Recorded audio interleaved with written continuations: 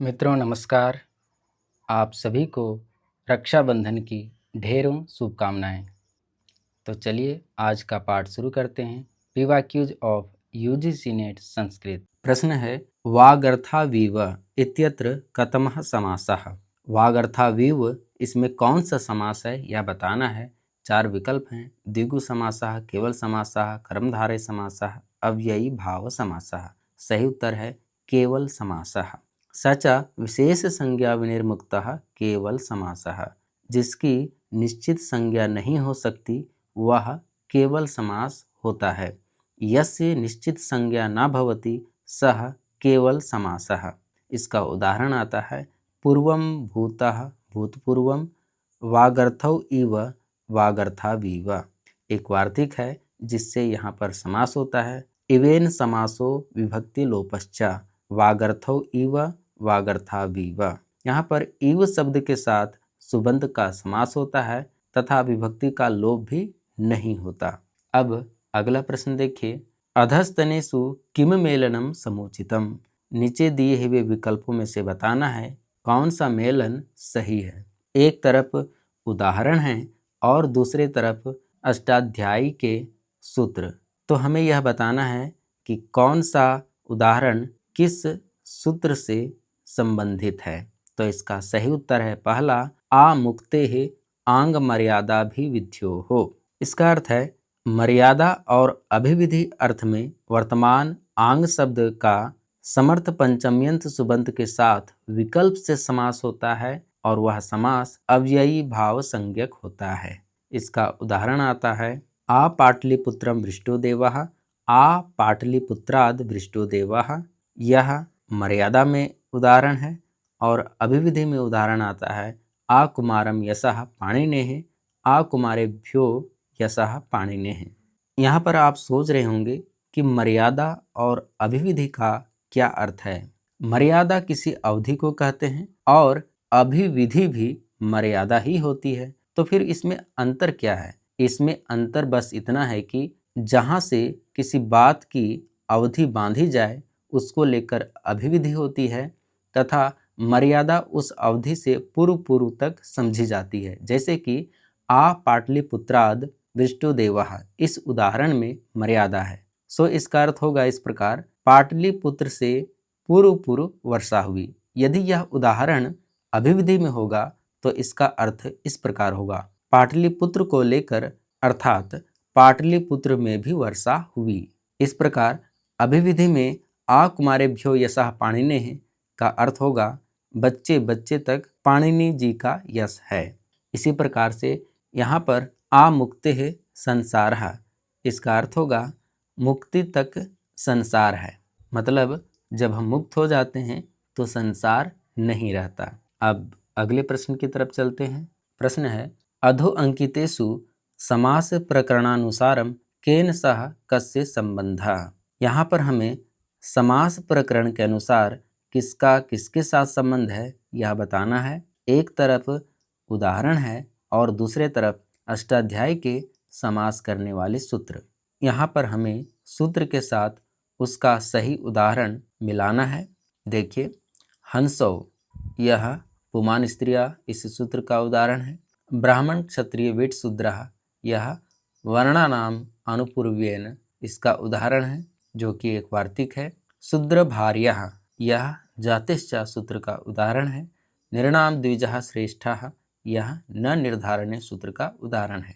यहाँ पर वर्णानाम अनुपूर्व्येन एक वार्तिक है जो कि अल्पाज तरम इस सूत्र में आता है। इसका अर्थ है अल्पाज तरम शब्द रूपम द्वंद्वे समासे पूर्वम प्रयोक्तव्यम, अर्थात अल्प अच वाले जो शब्द होते हैं वे द्वंद्व समास में पूर्व प्रयोग किए जाते हैं। जैसे प्लक्षश्च न्यग्रोधश्च, प्लक्ष न्यग्रोधो। यहाँ पर प्लक्ष को पहले रखा गया है क्योंकि इसमें अल्प अच है और न्यग्रोध को बाद में रखा गया है। इसी प्रकार के अन्य उदाहरण धव खदिर पलासः। इसी में एक वार्तिक आता है वर्णानाम अनुपूर्व्येन पूर्व निपातः, यानी जब हम वर्ण को रखेंगे, 4 वर्ण हैं ब्राह्मण क्षत्रिय वीट शूद्रः, तो यहाँ पर हम अल्पच को पहले नहीं रखेंगे बल्कि जो हम क्रम से कहते हैं वैसे ही यहाँ पर भी कहेंगे ब्राह्मण क्षत्रिय वीट शूद्रः। यहाँ पर अल्प अच वाले शब्द को पहले नहीं रखेंगे। जातिश्च, इस सूत्र का उदाहरण शूद्र भार्या, यहाँ पर पुमद भाव नहीं हुआ है।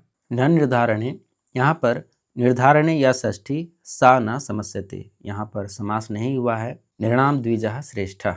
और एक वार्तिक आता है इस सूत्र में, उसे भी ध्यान रखिएगा। प्रतिपद विधान षष्ठी न समस्यता इति वाच्यम। उदाहरण है सर्पिशो ज्ञानम। चलिए अब अगले प्रश्न की तरफ। अधो अंकितेषु केन सह कस्य संबंधः।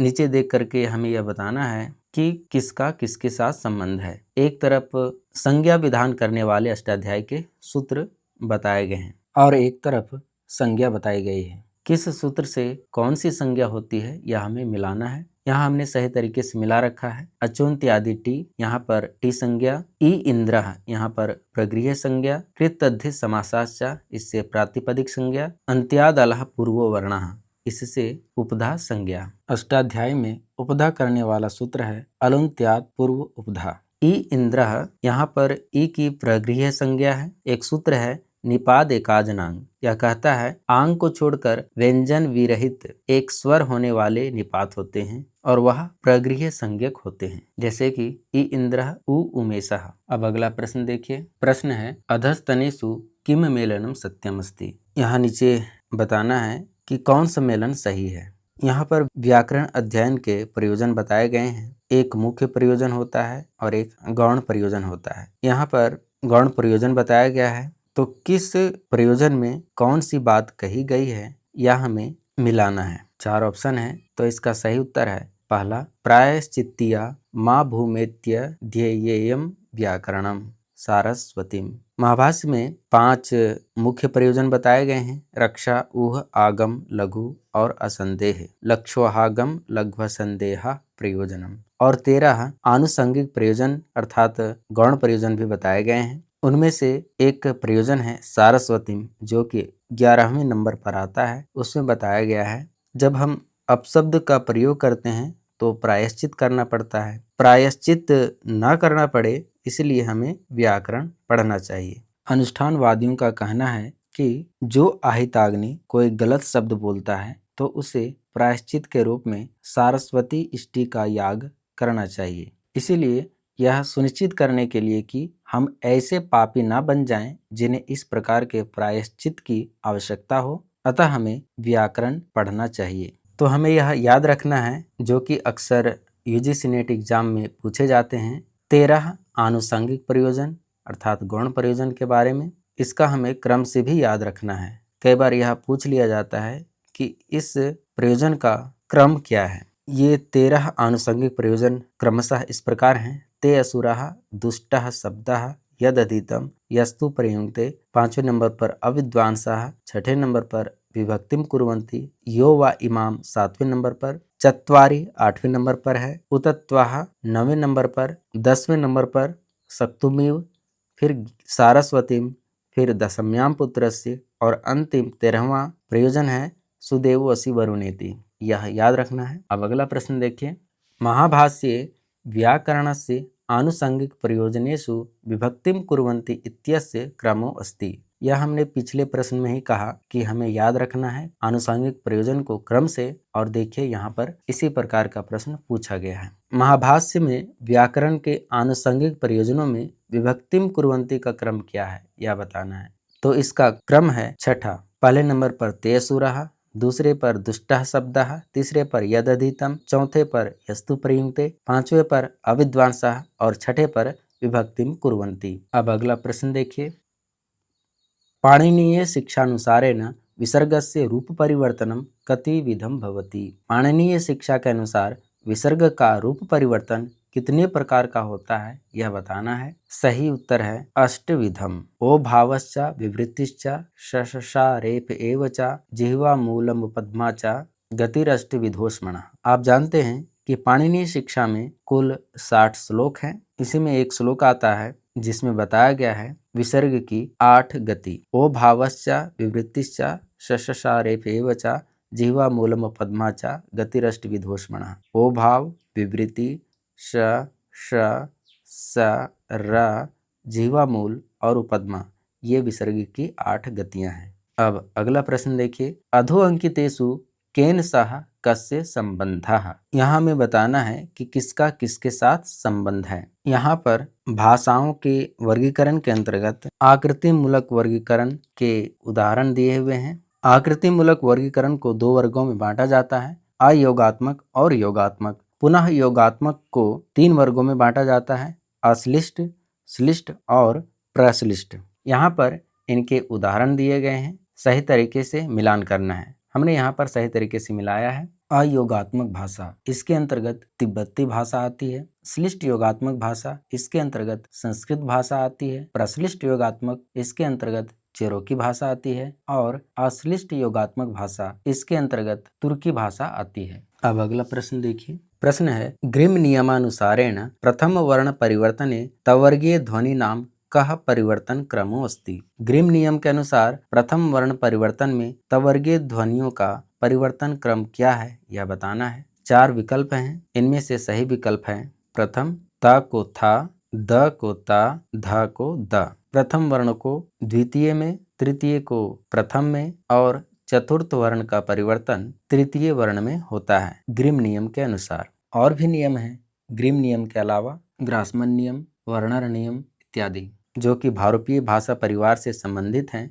ग्रिम नियम, ग्रासमन नियम और वर्नर नियम, इन नियमों में मूल ध्वनियों के परिवर्तन बताए गए हैं। ग्रिम नियम में बताया गया है प्रथम ध्वनि का द्वितीय ध्वनि में परिवर्तन, चतुर्थ ध्वनि का तृतीय ध्वनि में परिवर्तन और तृतीय ध्वनि का प्रथम ध्वनि में परिवर्तन। अब अगला प्रश्न देखिए, भाषा विज्ञानानुसारेण भारोपीय परिवार से भाषा नास्ति। भाषा विज्ञान के अनुसार बताना है कि भारोपीय परिवार की कौन सी भाषा नहीं है। भारोपीय परिवार में बहुत सारी भाषाएं आते हैं, हिंदी, मराठी, गुजराती, केंटुम और सतंबर की भाषाएं। यहाँ पर इस प्रश्न में मय भाषा भारोपीय परिवार की भाषा नहीं है। और एक बात याद रखना है यहाँ पर आपको, जो कि बार बार यूजीसी नेट एग्जाम में पूछे जाते हैं, वे हैं सतम वर्ग और केंटुम वर्ग। भारोपीय परिवार की 10 शाखाएं हैं, उसको फिर 2 वर्गों में विभाजित किया जाता है। पहले तो ये 10 शाखाएं जान लीजिए। पहला है भारत ईरानी, दूसरा बाल्टो स्लाविक, तीसरा आर्मेनी,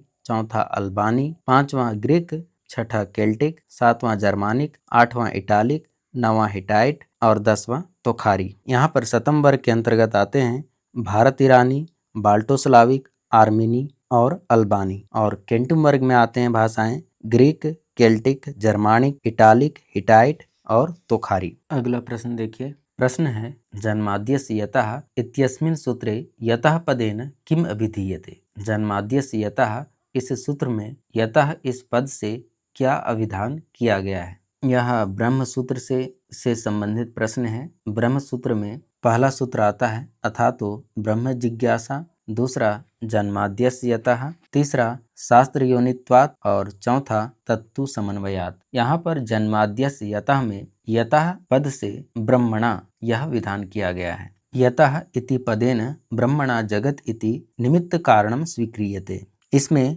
जन्माद्यस्य यतः में तद्गुण संविज्ञान बहुव्रीहि समास है। अब अगला प्रश्न देखिए, साध्य शून्यः पक्षो मुक्तावल्यां का उदाहृतः। साध्य शून्यः पक्षा, इससे मुक्तावली में क्या कहा गया है, यह बताना है। 4 विकल्प हैं, सत्प्रतिपक्षः, बाधः, व्याप्यत्वासिद्धः, अनेकांतिकः।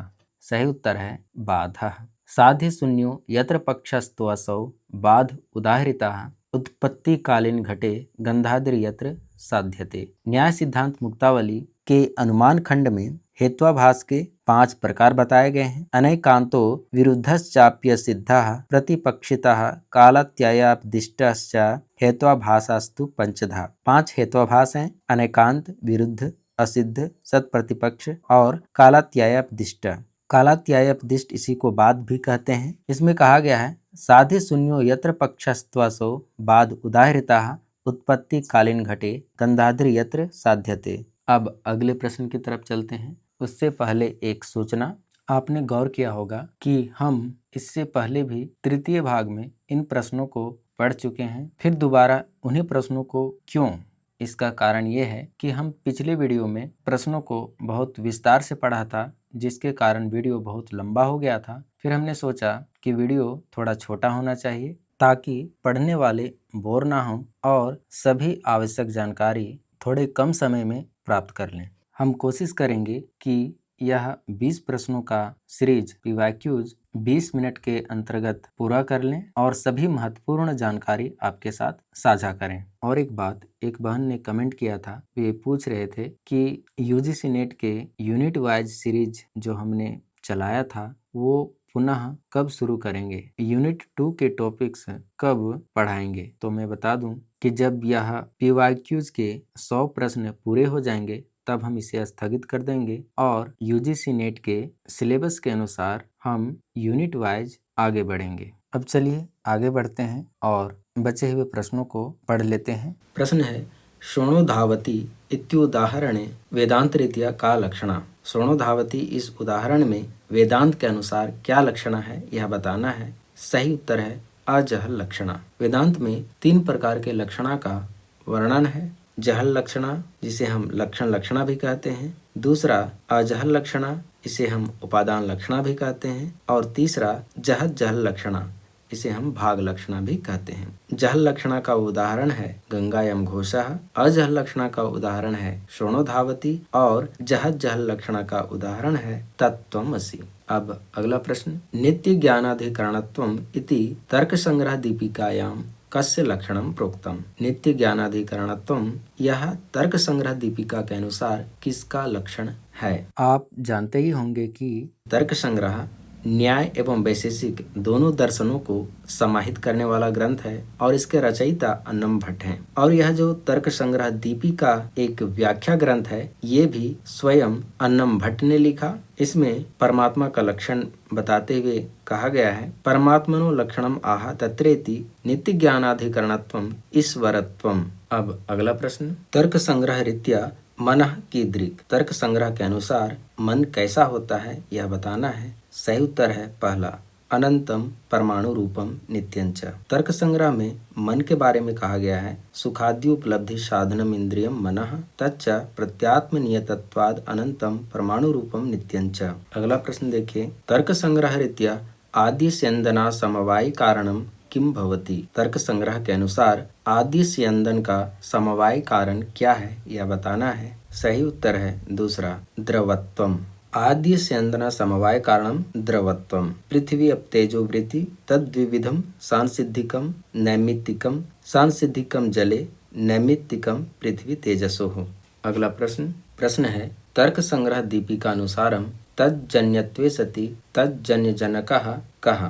तर्क संग्रह दीपिका के अनुसार तज्जन्यत्वे सति तज्जन्यजनकः क्या है। 4 विकल्प हैं, परामर्शः, व्यापारः, उपनयः, हेतुः। सही विकल्प है व्यापारः। व्यापारवत् कारणम करणम व्यापारश्च तज्जन्यत्वे सति तज्जन्यजनकः हेतु ज्ञानादिकरणम परामर्शो व्यापारः परामर्शश्च व्याप्ति विशिष्ट पक्ष धर्मता ज्ञानम। अब अगला प्रश्न देखिए, तादात्म्य संबंधाविच्छिन्न प्रतियोगिता कः तर्क संग्रहे कः प्रोक्तः। तादात्म्य संबंधावच्छिन्न प्रतियोगिता कः, इससे तर्क संग्रह में क्या कहा गया है यह बताना है। 4 ऑप्शन है, अत्यंता भावः, प्रध्वंसा भावः, अन्योन्य भावः, प्राग भावः। सही उत्तर है तीसरा, अन्योन्य भावः। तादात्म्य संबंधावच्छिन्न प्रतियोगिता को अभावो अन्योन्य भावः इति लक्षणम निष्कृष्यते। अगला प्रश्न देखिए, अर्थ संग्रह रीत्या शाब्दी भावनाया लक्षणम किम। अर्थ संग्रह के अनुसार शाब्दी भावना का लक्षण क्या है यह बताना है। सही विकल्प है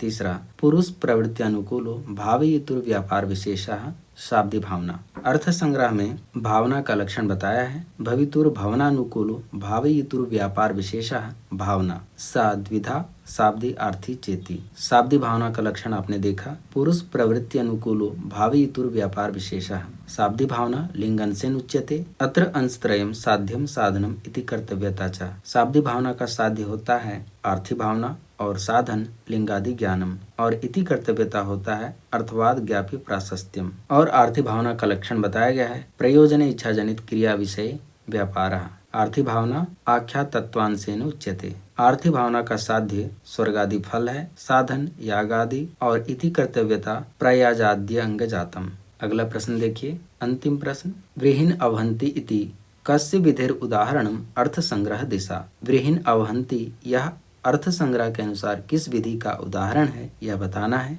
4 विकल्प हैं। अपूर्व विधेय, श्रौती परिसंख्या विधेय, आरती परिसंख्या विधेय और नियम विधेय। सही उत्तर है नियम विधेय। नाना साधन साधि क्रियायाम एक साधन प्राप्त हो अप्राप्तस्य अपर साधनस्य प्रापको विधिर नियम विधि। इसका उदाहरण है विरहिन अवहंति। अर्थ संग्रह में विधि के 4 प्रकार बताए गए हैं। विधि चतुर्विधा, उत्पत्ति विधि, विनियोग विधि, अधिकार विधि, प्रयोग विधि चेति। उत्पत्ति विधि का लक्षण है कर्म स्वरूप मात्र बोधको विधिर उत्पत्ति विधि, अग्निहोत्रम जुहोति, यह इसका उदाहरण है। विनियोग विधि का लक्षण है अंग प्रधान संबंध बोधको विधिर विनियोग विधि, उदाहरण दधना जुहोति। विनियोग विधि के 6 सहायक प्रमाण बताए गए हैं। श्रुति, लिंग, वाक्य, प्रकरण, स्थान और समाख्या, यह याद रखना है। तीसरा है प्रयोग विधि। प्रयोग प्रासुभाव बोधको विधि, प्रयोग विधि। अंगानाम क्रम बोधको विधि, प्रयोग विधि। क्रमोनाम वितति विशेषः पौर्वापर्य स्वरूपम, यथा दर्श पौर्णमासाभ्याम स्वर्ग कामो यजेता। जिस विधि वाक्य से प्रयोग को शीघ्र करने का बोध होता है उसे प्रयोग विधि कहते हैं। और जो विधि अनेक अंगों और उनके क्रमानुसार पूरे अनुष्ठान या समग्र प्रयोग का बोध कराती है वह प्रयोग विधि होती है। प्रयोग विधि के 6 सहायक प्रमाण बताए गए हैं। श्रुति, अर्थ, पाठ, स्थान, मुख्य और प्रवृत्ति। और अंतिम है अधिकार विधि। कर्मजन्य फल स्वामी बोधको विधि ही अधिकार विधि ही, यथा यजेत स्वर्ग कामः। इसके अलावा और भी विधि बताए गए हैं जैसे नियम विधि, अपूर्व विधि, परिसंख्या विधि इत्यादि। नियम विधि क्या होता है यह भी जान लीजिए। नाना साधन साधि क्रियायाम एक साधन प्राप्त हो अप्राप्तस्य अपर साधनस्य प्रापको विधिर नियम विधि ही। इसका उदाहरण है विरहिन अवहंति, जो कि इस प्रश्न में पूछा गया है। अपूर्व विधि प्रमाणांतरेण अप्राप्तस्य प्रापको विधिर अपूर्व विधि ही, उदाहरण है यजेत स्वर्ग कामः। और परिसंख्या विधि उभयोश्च युगपत् प्राप्तौ इतर व्यावृत्ति परो विधि परिसंख्या विधि। उभयोश्च युगपत् प्राप्तौ इतर व्यावृत्ति परो विधि परिसंख्या विधि। इसका उदाहरण है पंच नखा भक्ष्याः, 5 नख वाले 5 प्राणियों का ही भक्षण करना चाहिए। इस तरीके से हमने 20 प्रश्नों का अध्ययन पूरा किया। आशा करते हैं कि आपको यह पसंद आया होगा। यदि अच्छा लगा हो तो ज़रूर बताएं। इसी प्रकार के और भी वीडियोज़ हम आपके लिए लाते रहेंगे। धन्यवाद।